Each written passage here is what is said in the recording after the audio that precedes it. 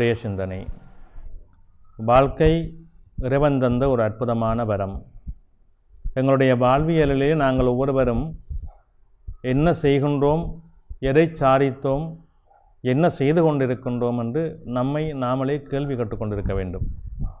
எங்களுக்குரியதை இறைவன் தந்திருக்கின்றான். அவரவருக்குரிய ஒரு வரையறையை வைத்து அந்த வரையறைக்குள்ளே அவர்களுக்குரிய திறமைகளை கொடுத்து, அவர்களுக்குரிய ஆளுமையை கொடுத்து, அவர்களுக்குரிய தொழிலையும் கொடுத்து வைத்திருக்கின்றான்.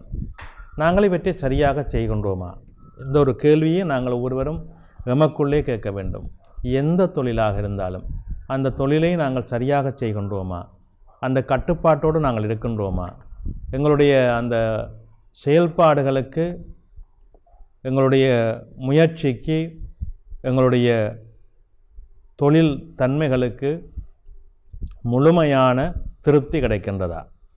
இதை நாங்கள் ஒவ்வொருவரும் எங்களுக்குள்ளே கேட்க வேண்டும். இன்றைய காலகட்டம் எல்லோருமே உழைப்பதிலே மிகவும் சோம்பல் உள்ளவர்களாகத்தான் இருக்கின்றார்கள்.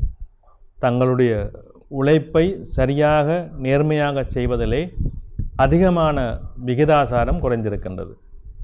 எல்லோருமே பணம் சுகமாக வர வேண்டும், அதை சுகமாக அனுபவிக்க வேண்டும் என்ற ஒரு எண்ணத்துக்குள்ளே தான் இன்றைய காலகட்ட இளைஞர்கள் பெரும்பாலும் இருக்கின்றார்கள்.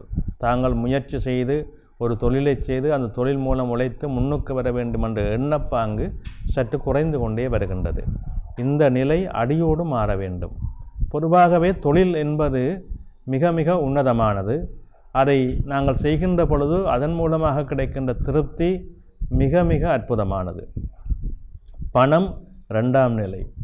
செய்கின்ற தொழிலிலே நாங்கள் உண்மையாக நேர்மையாக செயல்படுவதை நாங்கள் முன்னிலைப்படுத்த வேண்டும், முன்னிற்க வேண்டும். அதுதான் எங்களுக்கு மிக முக்கியமானது. அந்த தொழிலின் மேன்மைகளை நாங்கள் சரியான முறையிலே வழிநடத்தி சென்றோமானால் அது எங்களுக்கு மிக உன்னதமான பலன்களை கொடுத்து விடுகின்றது. எங்களுக்கு ஒரு திருப்தி இருக்க வேண்டும். நாங்கள் இன்று இந்த தொழிலை சரியாக செய்துவிட்டோம், எங்களுடைய கடமையை சரியாக செய்துவிட்டோம் என்ற திருப்தி எங்களுக்கு இருக்க வேண்டும். அந்த திருப்தி இருந்தால்தான் மனிதன் பூரணத்துவம் பெறுகின்றான். அந்த திருப்தியை நாங்கள் ஒவ்வொருவரும் எங்களுக்குள்ளே கொண்டு வர வேண்டும்.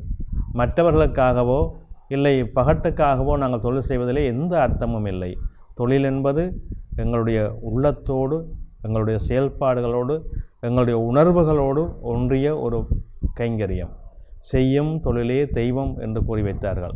எனவே அங்கே தெய்வ நிலையிலே தான் நாங்கள் அந்த தொழிலை செய்ய முடியும். எந்த தொழிலாக இருந்தாலும் அந்த தொழிலே நேர்மை இருக்க வேண்டும், உண்மையான உழைப்பு இருக்க வேண்டும். இது ரெண்டும் இருந்தால்தான் அந்த தொழில் இன்னும் சிறப்பு பெறும், எங்களுக்கும் உயர்வை தரும், மற்றவர்களுக்கும் நாங்கள் முன்னுதாரணமாக திகழ்வோம்.